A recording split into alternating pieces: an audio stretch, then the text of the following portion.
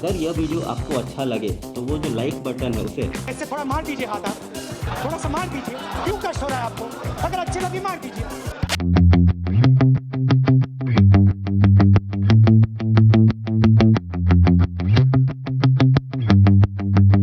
इसका नाम सुनते ही पाकिस्तान के पसीने छूट जाते हैं और अमेरिका उन्हें सिर्फ भारत का ही नहीं पूरी दुनिया का खजाना बताता है। हम चीन हो या पाकिस्तान, दोनों से निपटने में अपनाई जा रही भारत की रणनीति को तैयार करने के पीछे अजीत डोवाल का ही दिमाग होता है। के करुणाकरन जी ने साल 1972 में केरला के थलासेरी में हिंदू और मुस्लिम कम्युनिटी के बीच हुए दंगे को काबू में लाने के लिए अजीत डोवाल को चुना।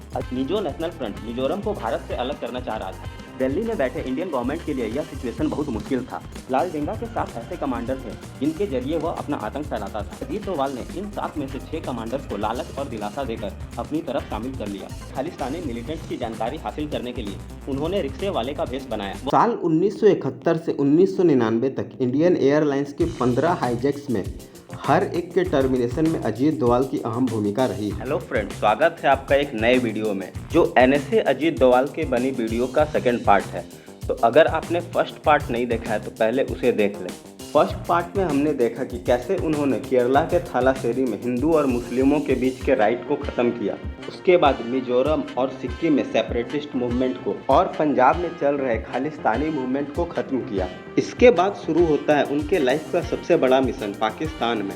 साल 1972 में भारत ने फर्स्ट न्यूक्लियर टेस्ट किया। इस टेस्ट के सक्सेसफुल होते ही पाकिस्तान बौखलाने लगा और पाकिस्तान के nuclear scientist doctor AQ Khan ने पाकिस्तान न्यूक्लियर प्रोग्राम को डेवलप करने के लिए चाइना और फ्रांस से मदद मांगी।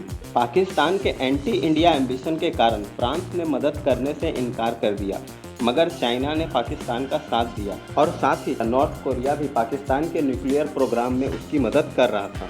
जैसे ही इस बात की भनक भारत के उस समय की प्रधानमंत्री श्रीमती इंदिरा गांधी को पता चली, उन्होंने पाकिस्तान के सारे एक्टिविटीज़ को ट्रेस करने के लिए अपने स्पाई नेटवर्क को पाकिस्तान और चाइना में बिछा दिया।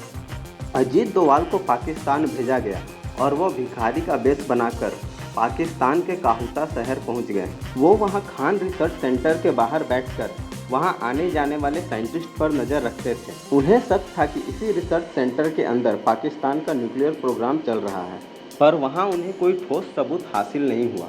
उसके बाद वह वहाँ के एक बार्बर शॉप पर गए जहाँ खान रिसर्च सेंटर के साइंटिस्ट अपना बाल कटवाते थे। वहाँ से उन्होंने साइंटिस्ट के बालों का सैंपल कलेक्ट किया और इंडिया में उसे जांच के लिए भेजा और टेस्ट में यह पता चला कि वो हेयर सैंपल्स न्यूक्लियर रेडिएशन में एक्सपोज्ड हैं और उन्हें यह यकीन हो गया कि पाकिस्तान का nuclear programme Khan research centre के अंदर ही चल रहा है। उन्होंने पाकिस्तान के न्यूक्लियर प्रोग्राम की सारी डिटेल्स निकाल ली और इंडिया में उसे ट्रांसफ़र कर दिया। पर भारत में उस समय सत्ता बदल चुकी थी। श्री मोरारजी देसाई श्रीमती इंदिरा गांधी को रिप्लेस करके भारत के प्रधानमंत्री बन चुके थे। अजीत डोवाल ने पाकिस्तान में चल रहे न्यूक्लियर प्रोग्राम को डिस्ट्रॉय करने के लिए उन्हें कई तरह के सुझाव दिए, लेकिन पॉलिटिकल रीजंस के कारण हर बार उन्हें रिजेक्ट कर दिया गया। इंडिया ने पाकिस्तान के न्यूक्लियर प्रोग्राम पर अटैक नहीं किया, पर इतने कॉन्फिडेंशियल प्रोग्राम की छोटी से छोटी जानकारी इंडिया तक पहुंचाने के बाद पाकिस्तान अजीत डोवाल का नाम सुनते ही कांपने लगता है। साल 1988 में अजीत डोवाल को कीर्ति चक्र से नवाजा गया।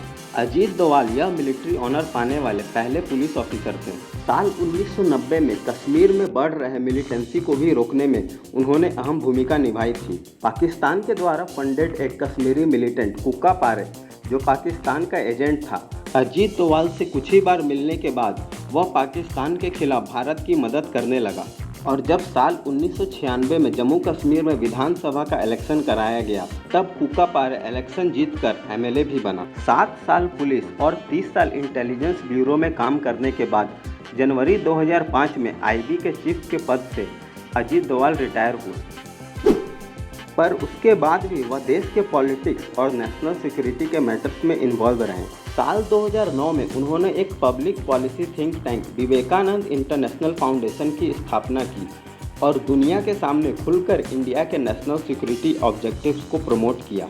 साल 2014 में उनकी लाइफ में एक बड़ा टर्न आया जब BJP ने केंद्र में सरकार बनाया और 30 मई 2014 को भारत के प्रधानमंत्री श्री नरेंद्र मोदी ने उन्हें 5th नेशनल सिक्योरिटी एडवाइजर के रूप में नियुक्त किया। नेशनल सिक्योरिटी एडवाइजर बनते ही उनके सामने एक बड़ा चैलेंज खड़ा हुआ। जून 2014 में ISIS ने भारत के 46 नर्सेस को इराक के तिर्कित में बंदी बना लिया था। NSA अजीत डोवाल खुफिया तरीके से इराक पहुंचे और उनकी सरकार के साथ बात करके कुछ ही दिन के अंदर सारी भारतीय नर्सेस को ISIS से छुड़ाकर सुरक्षित भारत वापस ले आए।